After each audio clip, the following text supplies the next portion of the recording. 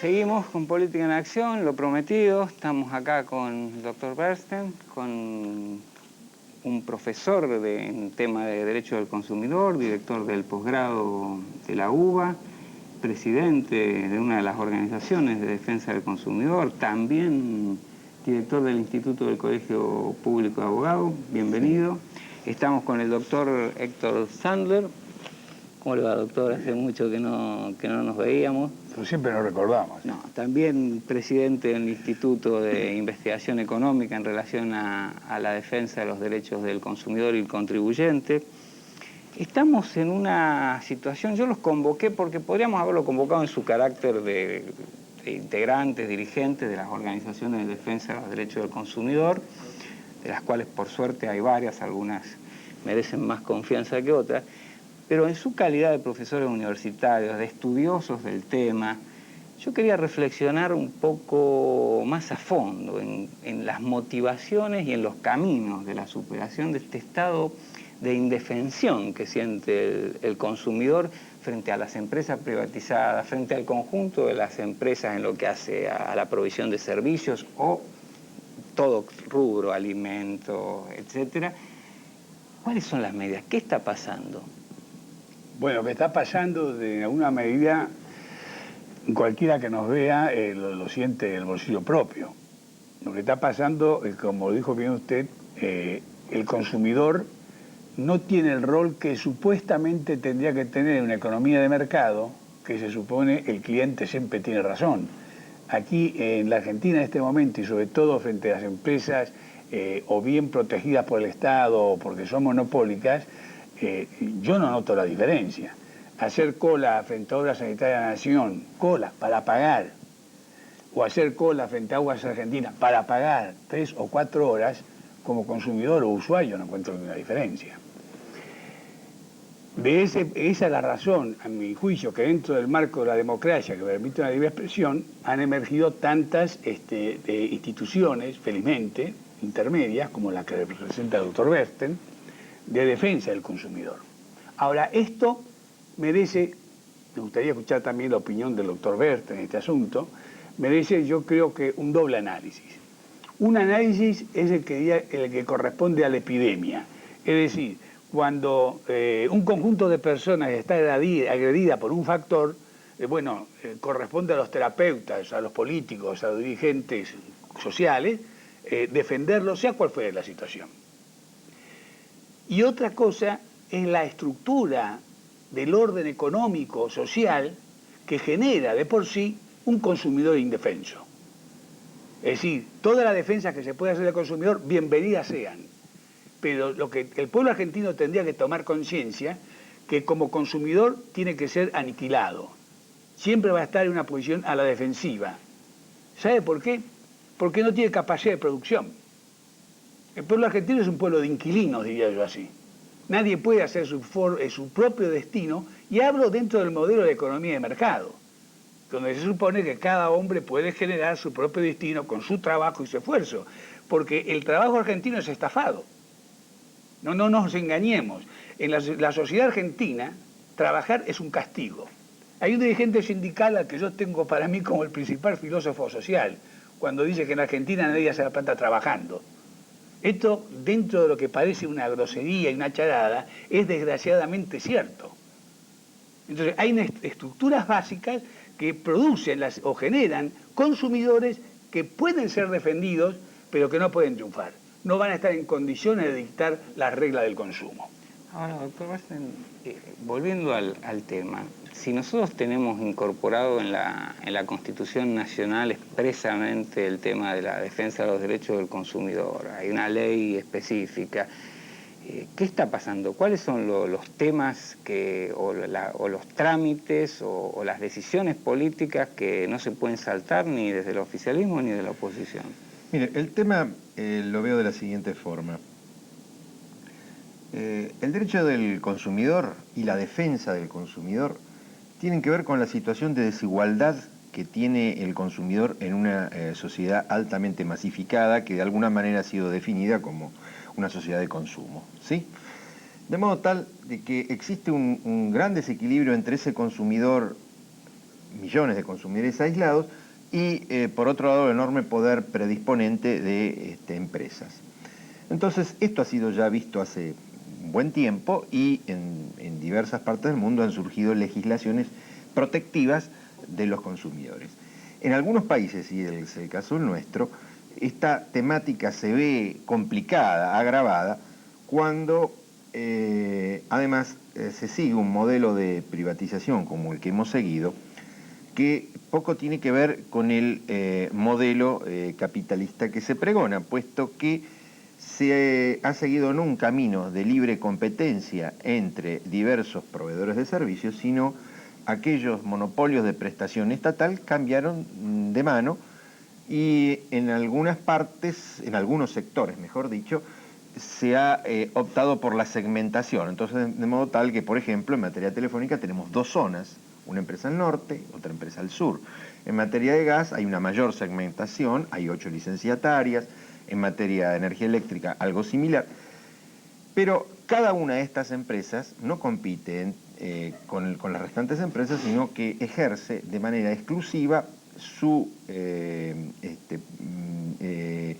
distribución y venta de servicios en esa zona, de modo tal que el consumidor se transforma en un usuario de tipo cautivo. Esta situación de cautividad, esta imposibilidad de elección del consumidor, lo pone en una desprotección realmente muy importante. De alguna forma, el legislador y el constituyente han visto estos problemas y han señalado un diagnóstico de alguna manera claro, eficaz, y han diseñado un artículo 42 de la Constitución en el año 94 realmente revolucionario, importante. Más aún, ese artículo 42 fue fruto de una complicada y larga negociación que de alguna manera rompió los lineamientos iniciales del Pacto de Olivos respecto de este tema, puesto que se pensaba en un consumidor que iba a tener solamente funciones consultivas en los entes reguladores, y el artículo 42 establece la necesaria participación de las asociaciones de consumidor, pero no se cumple. No se ve. Efectivamente, y ahí está el grave problema. Ahí está Ahora, Sandro, ¿me permite hacer un breve intermeso? Porque usted recién planteaba una cuestión. Yo quisiera que tomemos este tema de por qué no se cumplen las disposiciones, ¿no? Y por qué no hay fuerza como para exigir la parte de la atomización de la demanda que usted señalaba.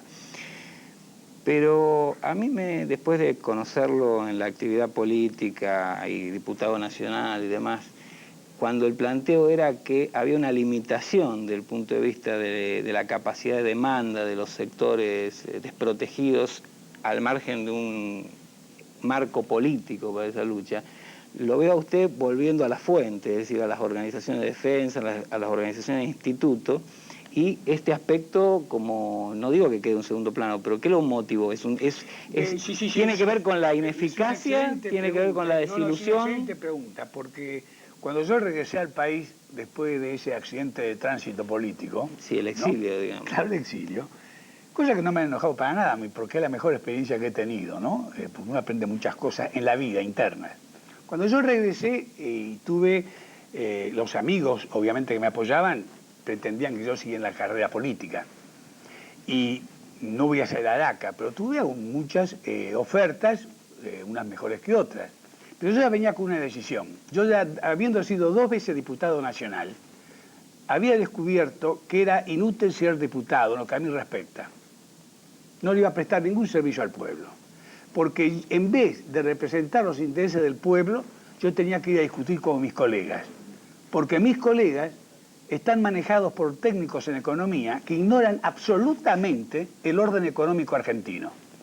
Y como la democracia exige un enorme esfuerzo, juntar votos, mantenerlos, el político en sí no tiene tiempo de estudiar democracia, teoría física, economía. En realidad, el político democrático fundamentalmente cuenta con el esfuerzo para llegar al poder y gente que sepa. Y yo declaro formalmente acá que lo que se aprende en la Facultad de Ciencias Económicas y en la Facultad de Derecho no sirve en absoluto para nada para cambiar la situación argentina.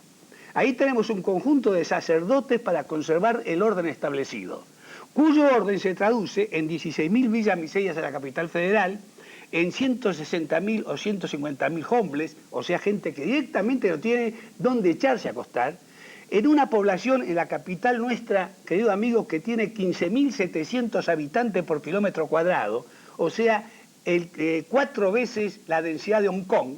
Nosotros pensamos, ¿cuánta gente hay en Hong Kong y en Japón? En Buenos Aires hay 4 veces esa densidad.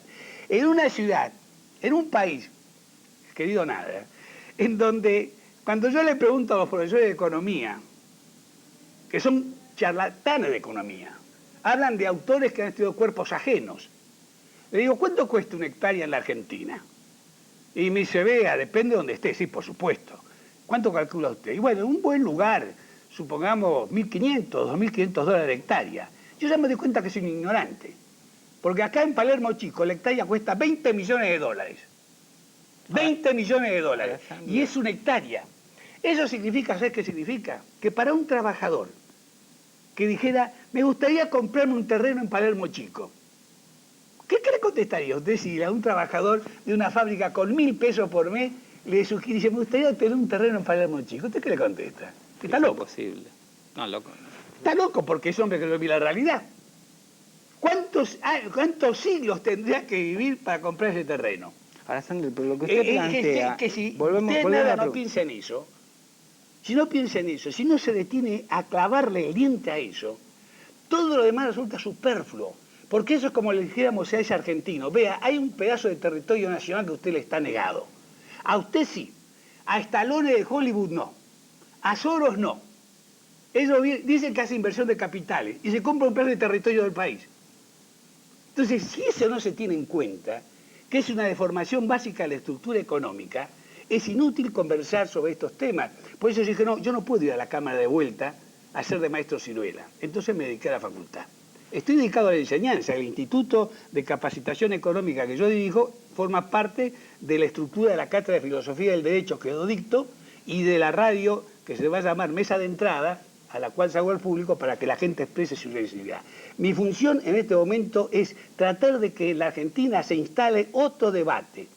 No puede ser que se acepte que el señor Silvani se ponga la cruz de hierro diciendo que ha cerrado 202 negocios la semana pasada, que ha cerrado 300 comercios la otra semana. Pero, ¿qué demonios significa esto? Que a la gente que trabaja se le corta la cabeza. Para eso está el Estado. Pero tiene el apoyo logístico de estas pésimas teorías que deambulan y vienen en las valijas de los señores del Fondo Monetario Internacional. Otra colección de ignorantes, para no decir perversos. No, yo creo que no, ellos saben lo que hacen. No esté tan contento, el diablo es mejor que el ignorante. Sí, de todas maneras, creo que es una responsabilidad efectivamente de los políticos, porque la decisión de dar un enfoque político es patrimonio de los políticos. Que la tecnocracia económica haya expropiado la capacidad de dirección política de los políticos es parte de la concepción neoconservadora en su conjunto, ¿no? Por supuesto. Tiende a formar una partidocracia junto con la pero volviendo a lo que estábamos desarrollando y que señalaba bien... Pero se conecta porque hay una cuestión y es la siguiente. Yo creo que últimamente, de la mano de la reacción que de alguna forma tienen la gente algunos aumentos, sobre todo en los servicios públicos, hay como toda una puesta en el tapete de toda la cuestión de los consumidores y de los usuarios. Ahora bien, muchos políticos se llenan la boca de esto, pero sin embargo no existe una política racional, pensada, estructurada y apoyada en conocimientos científicos respecto a qué hacer con el consumidor en la Argentina. Es decir, el consumidor no, la cuestión del consumidor no es solamente el precio del tomate o de algún artículo de primera necesidad, como se ocupaba alguna señora defensora, supuesta defensora de los consumidores, y que recibió hace 3 años atrás 1.400.000 pesos para montar una entidad que en definitiva decidió no dedicarla a la defensa del consumidor. Es algo más que esto, es un cuerpo orgánico, es una concepción que debe responder a esa necesidad de equilibrio que está roto por la desigualdad íncita que existe en la relación de consumo. Y eso exige que los poderes del Estado den un fuerte impulso a las asociaciones civiles, a las entidades que de alguna manera la sociedad ha ido generando, y además políticas adecuadas de control. Y políticas adecuadas de control del Estado, esta ley que usted tiene acá, la 24240, impone una serie de sanciones importantísimas para aquellos que infringen las normas, que redundarían en un increíble cambio en la calidad de vida. Mire, le comento muy rápidamente alguna situación puntual. Hace poco un conocido restaurante se produjo una intoxicación de 2 personas y los dueños de este restaurante fueron condenados penalmente. Ahora bien, la sociedad no se enteró, nadie se enteró. Si esto hubiera tenido difusión y si además hubiera habido una sanción por parte del organismo de Contralor, bueno, hubiera sucedido lo siguiente. Por un lado, este negocio seguramente hubiera tenido un grave problema económico y hubiera sido perjudicial para este comercio, pero para los miles de eventuales consumidores, y le aseguro que es un comercio muy conocido, bueno, hubiera significado un resguardo para su salud, y los demás dueños de locales similares se cuidarían muy bien de incurrir en hechos de este tipo. Por ahí está jugando la incapacidad desde el punto de vista de los organismos de control, la falta de medidas concretas desde el punto de vista de la exigencia de publicación, así sea por medio de avisos pagos, porque a veces la relación entre los medios y las empresas torna dificultosa en los hechos que se denuncian, pero podría haber mecanismos. Estos mecanismos, ¿por qué no se generan? O como decía el doctor decía, el artículo 52 es 42 de la Constitución Nacional señala que tienen que participar las organizaciones de defensa del consumidor en los organismos de control. No están. Está bien. La observación es correcta, pero yo creo que esta explicación que voy a intentar dar muy breve puede ayudar a explicar muchas cosas. Supóngase que usted considere que en la población argentina fuera escasa como gobernante. Y considere también que en realidad 9 meses de embarazo es un tiempo demasiado largo. Por una emergencia y por esta única vez, usted dispone que los embarazos no pueden superar los 60 días. ¿Usted qué me dice de esa ley? Sí, ya la hacían los viejos anarquistas. Que no se aplica, no se puede aplicar. Hay una estructura de un cuerpo social argentino que repugna a ciertas leyes constitucionales que son, digamos, preciosas e inobjetables. Para no citar a los consumidores, ¿por qué no lee la del artículo 18 que dice que las cárceles deben ser sanas y limpias? Pero usted ve que eso no son ni sanas ni limpias, sino que son, digamos así, una especie de reciclaje de la delincuencia. Léase el artículo 14 bis, donde se asegura que cada familia argentina debe tener un hogar. Parece todo un chiste esto. Léase el preámbulo que termina diciendo que nuestro país será para todos los hombres del mundo que quieran habitar el suelo argentino. Y le informo que hay 3.300.000 argentinos emigrados. Y no hay inmigración ninguna, sino como sea clandestina y filtrada. Entonces, todo esto demuestra de que las buenas leyes que tiene la Constitución, que es realmente una muy buena Constitución, es una proclamación frente a un cuerpo que por su organización real la rechaza. No se puede aplicar. Es el caso de los ñoquis. No hay ninguna medida más inteligente que decir, en una organización nadie puede pretender ser ñoqui, y mucho menos trabajar sin ser capaz. Pero se toma la medida y la reacción es muy fuerte, y con razón, porque el llamado ñoqui dice, a mí que me hablan de ñoqui o no, yo quiero tener un puesto de trabajo en mi país. Y he conseguido subir un ascensor, y bueno, y si con eso me gano la vida, me la gano. Porque en la Argentina no hay oportunidad para el trabajador. Doctor, yo les propongo que dediquemos los últimos... Están pidiendo los teléfonos de sus respectivas organizaciones para comunicarse. ¿Es posible decirlo, doctor? Sí. 963-3399. 374-8652. Bueno, estamos en los últimos. Le quiero decir lo siguiente, si sirve para... El día 30 de marzo abro una audición que se llama Mesa de Entradas. Está bien. Con línea rotativa. Significativo. Sí, pero vamos a tramitar las cosas, vamos a tratar de tramitarlas. ¿Pero en qué radio? Va a ser por Radio Latinoamericana, Radio Latinoamericana. FM 97.0. Sí, conocemos a los amigos de Radio Latinoamericana. Una pregunta cada uno, elijan de todas estas porque estamos en el último. Rubén de Caballito felicita al doctor Sandler y le pregunta, ¿cómo podemos hacer para arreglar nuestro desbarajuste económico? Eliminar los impuestos, ya. Elena de Almagro, a los tres, bueno, yo no voy a responder ellos. ¿Podremos los consumidores crear una verdadera fuerza de presión? Sí, pueden. Sí. Gloria de Parque Patricia, son eficientes, ¿eh? A los doctores. Si los consumidores corremos con desventajas desde el vamos, ¿de qué forma nuestra lucha puede ser realmente efectiva? Exponiendo estos problemas. Y armando organizaciones de defensa del consumidor. Los argentinos somos muy proclives a proclamar nuestro dolor y nuestra situación difícil, pero no poco hacemos para efectivamente. A las cosas. A Dios rogando con el mazo dando. Enrique de Palermo.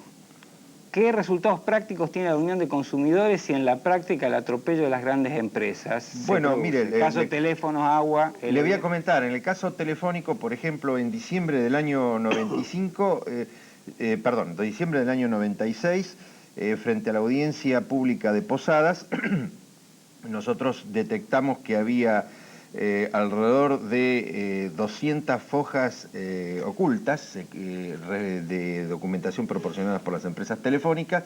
Interpusimos una acción de amparo y logramos abrir dicha documentación. De modo tal de que hay cosas que se pueden hacer. Les leo los últimos y ya no hay tiempo para responderlos porque realmente estamos fuera. Luis de Parque Patricio felicita al doctor Sandler por su tarea y por la claridad de sus conceptos. Juan de Caballito, bueno, este es para el doctor Enrique, así que la guardamos para después porque como lo anunciamos y ya está con nosotros.